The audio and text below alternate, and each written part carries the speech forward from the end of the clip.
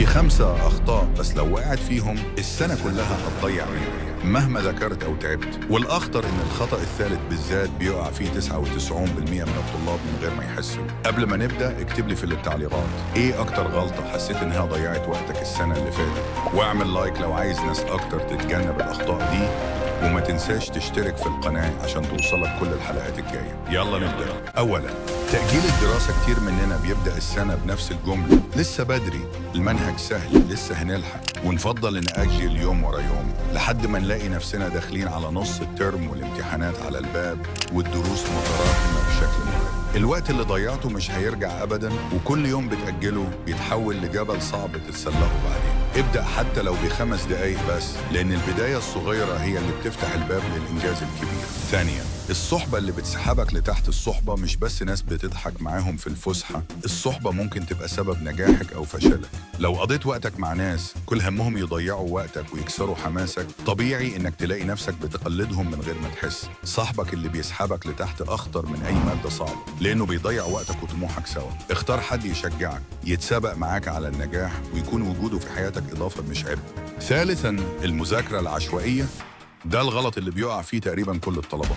تفتح الكتاب، تقعد ساعات وتفتكر إنك أنجزت، لكن في الآخر تكتشف إنك مش فاكر أي حاجة. المشكلة مش في المذاكرة، المشكلة إنك بتشتغل من غير خطة، من غير هدف محدد لليوم، فتتعب كتير بس من غير نتيجة حقيقية. ساعة واحدة في مذاكرة منظمة بخطة واضحة ومراجعة ذكية أحسن من 3 ساعات عشوائية بتضيع وقتك ومجهودك. رابعاً، إهمال صحتك ونومك. في طلاب فاكرين إن السهر وإنك تقعد طول الليل وتذاكر معناه إنك بتتعب وتنجح، لكن الحقيقة إن دماغك زي البطارية، لو فضلت تستهلكها من غير ما تسيبها تشحن هتلاقي نفسك بتنهار وقت الجد. النوم والصحة مش رفاهية، دول أساس تركيزك وحفظك ومجهودك طول السنة. لو ضيعتهم كأنك بتجري في سباق وأنت تعبان من البداية.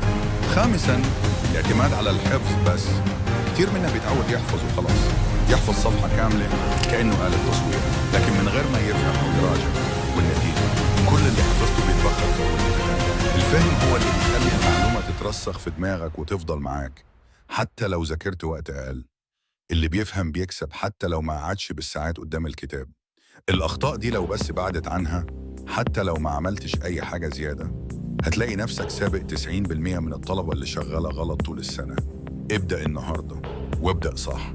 اكتب لي في التعليقات ايه أكتر غلطة حسيت نفسك بتعملها، ودوس لايك عشان الفيديو يوصل لكل طالب محتاج يشوفه. وما تنساش تشترك في القناة عشان الخطة الجاية اللي هتخليك طالب منظم من غير ما تحس.